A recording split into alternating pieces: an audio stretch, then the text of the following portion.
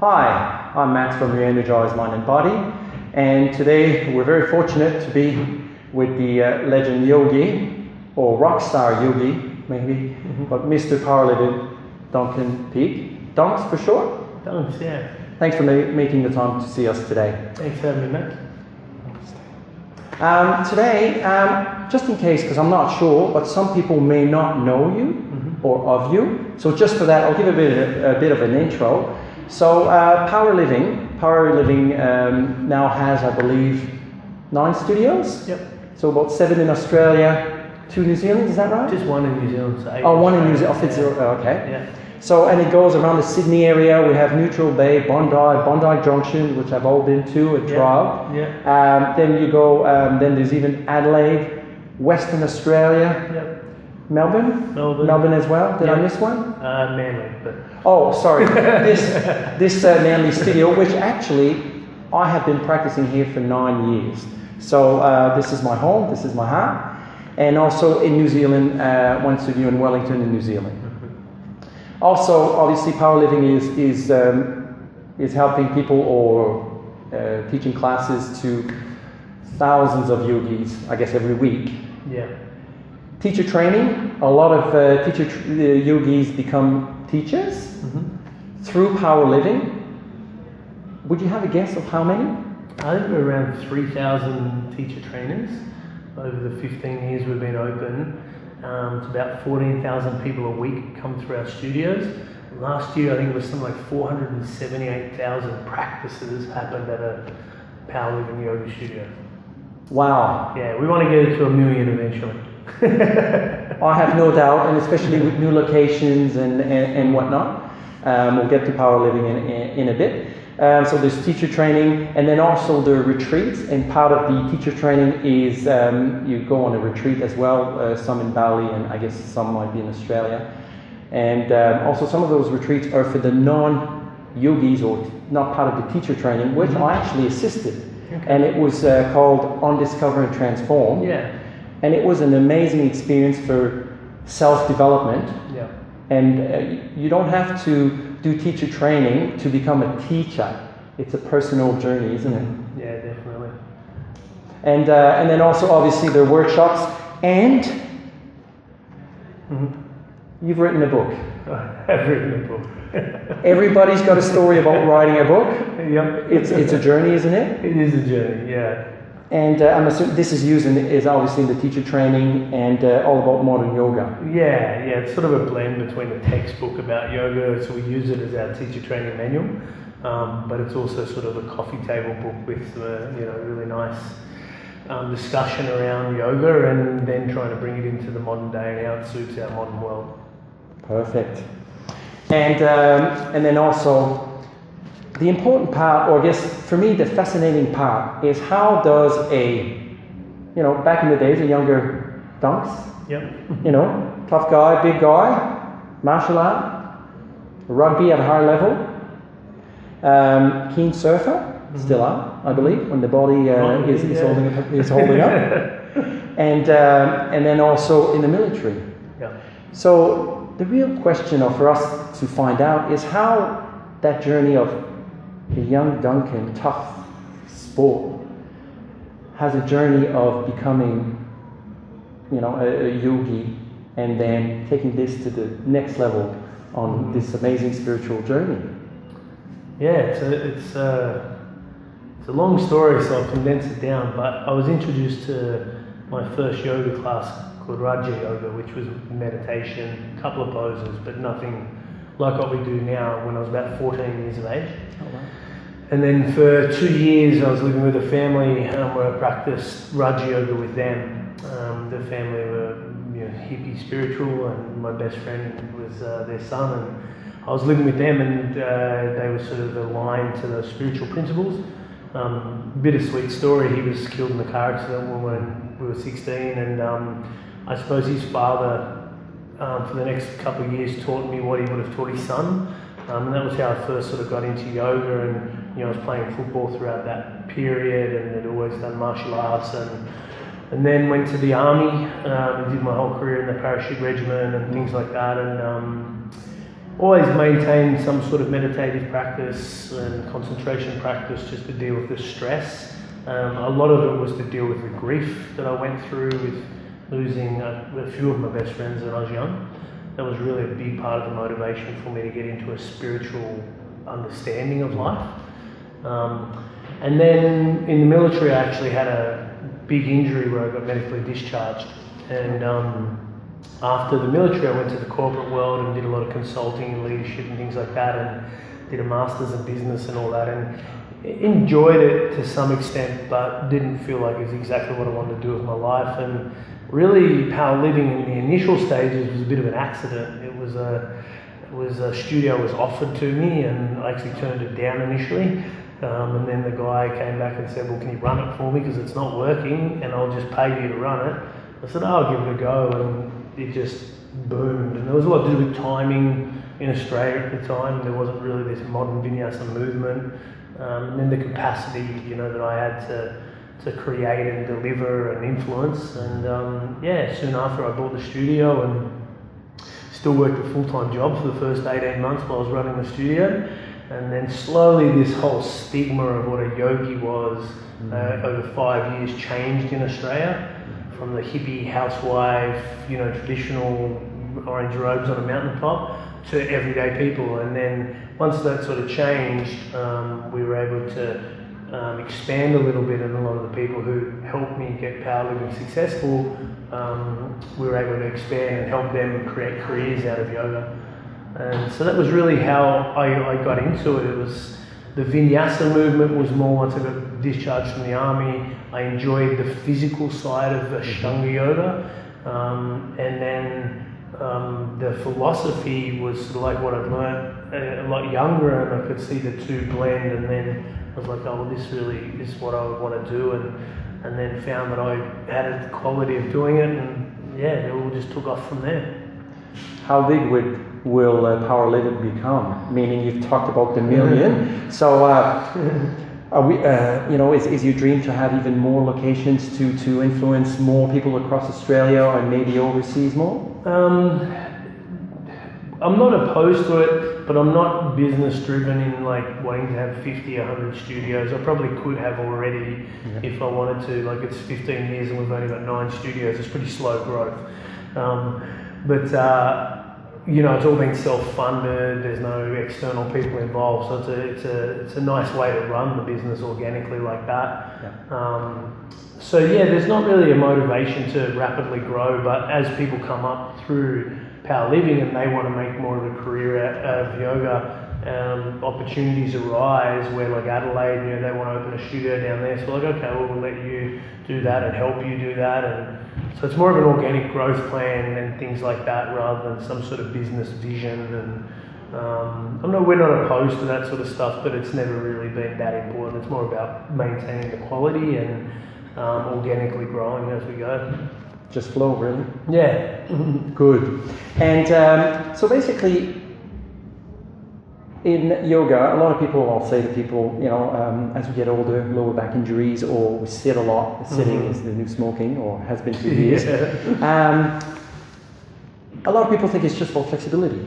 I'm not a flexible guy, but for me, this is when I like to bring up breath, mindfulness, spirituality, meditation.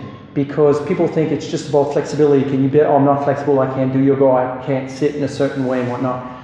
But for me, for example, my yoga life began, started 9 years ago, as I said before, and I basically mentally hit the wall. I still have an IT company, and just too much for too long, and I thought I was invincible, but hit the wall mentally. Yeah. So I actually started yoga for mental reasons, to instead of hitting alcohol, drugs, food, I just decided to try. Someone said, hey, try yoga. My office was just around the corner. So 9 years ago, I started taking yoga here at Power Living. And since then, yoga is still my therapy on and off the mat. And the thing I've learned from you, and also from the other teachers here at Power Living, is how to breathe. What I found is that everybody can breathe, but it's when we're really pushed, we're stressed, whether it's physically or mentally, then we shallow breathe, and then we get anxious and the level rises. And for me now, the best thing ever is that automatically I breathe deeper and I calm down. And once it became automatic, it's been life-changing. That's great. So thanks to you on that. Anything else that you think that you've noticed over the years, the breath, the people that start learning and experiencing? Yeah, we did surveys years ago with Melbourne University, and there were really two responses that stood out for what's the volition, what's the motivation behind starting a modern yoga practice. And one is the obvious musculoskeletal reasons, which relates to flexibility and strength, or injuries. And then the other one was mental health. People were doing it because they want to be happy, and which you've mentioned.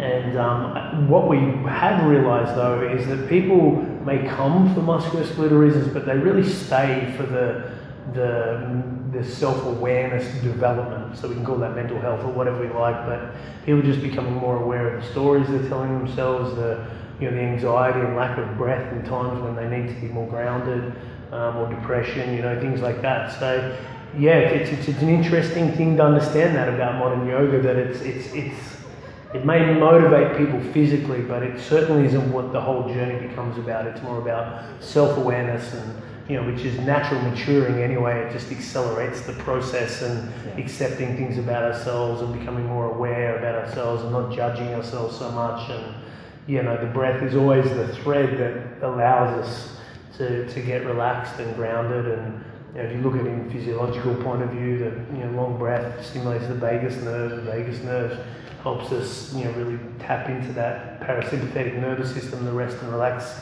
response. So the breath will always be a big part of the process. Yeah. One word: awareness. And to make any changes in life, we have to start from within, become aware first. Yeah. And once we're aware, that's when we can make the changes, I guess. So for anyone, anyone could be doing yoga. So is yoga for everyone? And should people do yoga? Yeah, people should do yoga. I wouldn't say there's one style for everyone, but there's definitely a style for everybody. Okay. And at different times of life, it's going to shift, and there was originally only four to six styles of yoga. That one would focus on the mind, jnana yoga, really understanding the mind to go beyond the mind. Bhakti would be that devotional love. Raj yoga is that meditative quality that I was talking about that led into tantra and hatha yoga. And then karma yoga, which is that skill in action, or a lot of people see it as selfless service, And so I think a lot of those have been broken down into many different styles of yoga these days. But you'll be naturally in line with one of them. And that's great to get you started into yoga, but eventually, generally the one you have the aversion to, with the one that's going to help you grow spiritually. So I'm physical, so I love this Raja Ashtanga style of yoga, but the Bhakti yoga, the devotion, is probably the one that really grounds me spiritually. So I try and get myself to a Bhakti style of practice as much as possible, even though it's not one that I naturally want to do. So I think everyone should be doing yoga and just building that self-awareness. It's just so beneficial in so many ways, and find a style that suits them, and hopefully a quality of teaching that helps them evolve. Well, it sure does a power living. Thank you. And one of the last bit is corporate and professional athlete. I think that now yoga, a lot of individuals do yoga. And then I see now that it's coming a lot into the corporate, that is team building. Let's do some team building exercises that includes mindfulness, meditation, breathing, and then also the athletes, professional athletes, All Blacks, for example. Yeah. The All Blacks will sometimes now, apparently after the try, when they run, they score a try, or try against them, they'll get into a circle and hold each other and breathe. Yeah, wow. Restart, reset. And that's amazing. So do you think, first, I guess, in the corporate world, do you see that there's going to be more and more team building based around such spirituality? Yeah, we used to run a self-aware leadership course years ago. It was a 3-day course for corporates, and yeah, it was hugely popular. I preferred teaching in the studios because students are a lot more motivated and can go to a level that I want to teach at. But I think the stress that's associated with the normal corporate sort of lifestyle, the benefit for them really slowing down and learning about themselves and the stories that they're replaying and the suffering that they cause is so beneficial. I think a lot of corporatizations are realizing that the well-being of their people is really as important as the product that they have, and a lot of them, their people are their product. So I think a lot of companies are going away from so much sort of profit focus, even though that's always going to be a part of business, to let's take care of our people. Google and people like that really lead the charge in that, and they're massive companies. And we certainly do. And so I think any well-being, from nutrition right around to fitness to yoga and self-awareness is something that will continue to grow within the corporate world. It's funny you mention the All Blacks, so they come to the Wellington studio when they're in town and practice there, and everyone loves practicing around them and stuff. And I trained the Sea Eagles and the Waratahs for years. Right. And what was interesting about training them was when you're training professional athletes, it's so important that you're training them really skillfully and really well, because you can't risk injury, with them. And so you can't be a cowboy about it all. There's a science really behind it. And a lot of what we found with the rugby players was the vinyasa flow is good for them, but they have so much yang style activity that what was more beneficial was the balancing sort of maybe a slow vinyasa or the yin styles and the meditations, and they appreciate it more because they're just trained physically enough. Their strength and conditioning gets done for them. So flexibility and dynamic flexibility certainly in the vinyasa practice, but it was more about their yin and just slowing them down, just giving them a bit of rest. They're under a lot of pressure, a lot of them, and just teaching them again how to breathe and how to just sort of let go and not worry about their identity and relax, and basic sort of cognitive behavioral therapy psychology that really has existed in yoga as its core teachings, for eons. So yeah, it's been interesting training, and I think it's just going to continue to grow both in the sporting arena and the corporate world. One thing you said, slowing down, and whether you're in the corporate or in sport, I guess it's the slowing down, the transition between busyness, whether in the corporate world or the computer or in sport, training and whatnot, into that transition of having a balance as well. Yeah. And the one thing about you, Duncan, is you seem to have a good balance. You can be as busy as you want or have to be, but you understand the value of balance. Your surfing is probably one of your therapy, I'm assuming. Yeah. Is that right? Yeah. The balance in life that we need to get right? Yeah, definitely.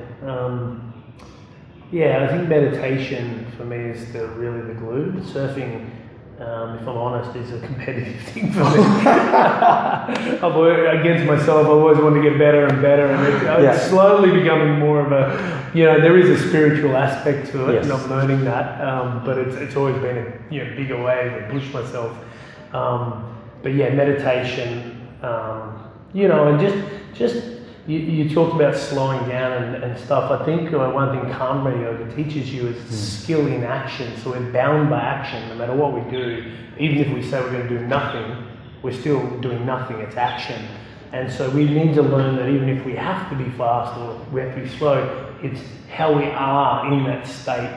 It's how much stress are we taking, or how much identity are we, taking from this. It's that skill in the action that's really important. And Keenan, who is a popular teacher and one of my best friends, we used to we find this sort of neurosis where everyone's trying to get rid of all the busyness and then stop and think that they're going to be okay, and then they get there and they don't actually know how to rest, and they're bored and things like that. And what we found is we're at our happiest when we're creating and we're contributing and we're doing things, and we might be the busiest we ever are in our life, but because we're sort of not overstressed about it, or we're in alignment, and our force moving through us, that skill in action is really eventually what we're trying to master, as opposed to just slow down and do nothing. I think there's moments each day that needs to be done, but it's more like, well, whatever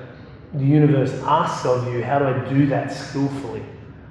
Alignment. Yeah. That's good. Well, Duncan, thank you very much for having spent the time to tell us about your journey, and you've certainly changed my life and continue changing lives all around Australia and the different countries, because it makes a big difference. Thank you. Yeah, it's just yoga working through me. So thank you, man. Namaste. Thank you, Duncan. Namaste, brother.